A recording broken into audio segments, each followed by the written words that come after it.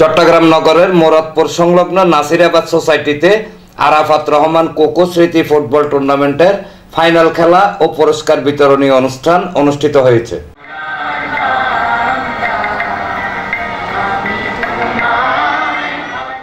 শুক্রবার রাতে সোসাইটির মাঠে পাঁচলাইশ থানা বিএনপির সংগঠক মোহাম্মদ হাসান নাসিরের সভাপতিত্বে অনুষ্ঠানে প্রধান অতিথি ছিলেন চট্টগ্রাম মহানগর যুব দলের সাবেক যুগ্ম সাধারণ সম্পাদক মোহাম্মদ রাজন খান।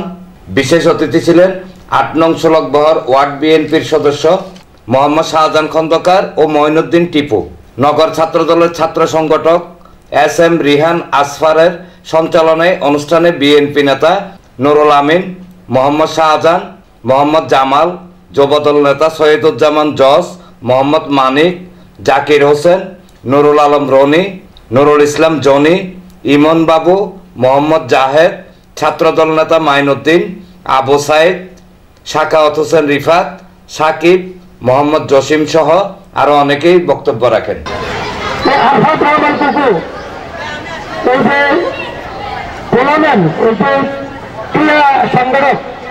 এটার সাথে আমাদের দলের ভারপ্রাপ্ত চেয়ারম্যান জনাব তারেক রহমান উৎসাহ দিয়েছে।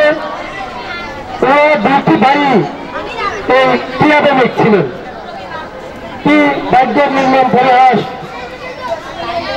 শুধুমাত্র সুইচ্ছার সন্তান হওয়াতে সে কোনো রাজনীতি করতে না, তাকে কিভাবে নির্যাতন করে তাকে চিকিৎসাধীন মৃত্যুবরণ করতে হয়েছে। প্রিয় তরুণ ভাইয়েরা, আজকে আপনারা খেলেছেন, অনেক সুন্দর খেলেছেন দুটি দল। আপনাদের খেলা উপভোগ করেছি।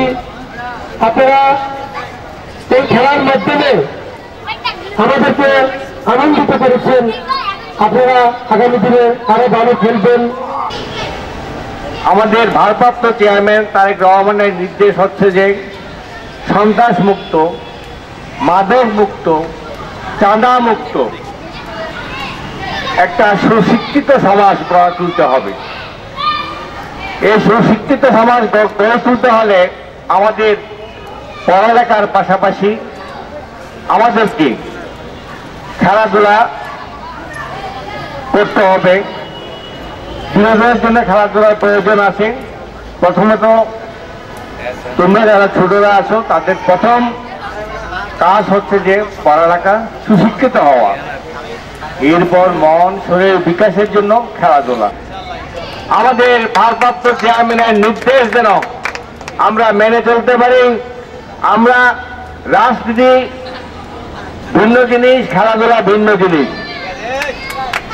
আমরা এই মাঠে কোনো রাজনীতি করব না, কিন্তু আমরা রাজনীতির কথা বলছি কেন?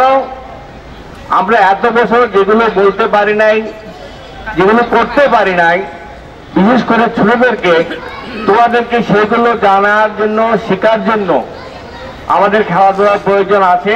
এবং এই কারণেই আমাদের কিন্তু রাজনীতির কথাবার্তা চলে আসছে। খেলায় লাল ও সবুজ দলে 35 মিনিট হাড্ডাহাড্ডি লড়াইয়ে কেউ কাউকে পরাজিত করতে পারেনি। পরে ট্রাইব্রেকারে সবুজ দল চ্যাম্পিয়ন হন। খেলায় রেফারির দায়িত্বে ছিলেন মোহাম্মদ মাহিন, রিফাত ও সোহান। সবশেষে অতিথিবৃন্দ খেলোয়াড়দের মাঝে পুরস্কার বিতরণ করেন। এনামুল হক লিটন, প্রগতি 24 টিভি।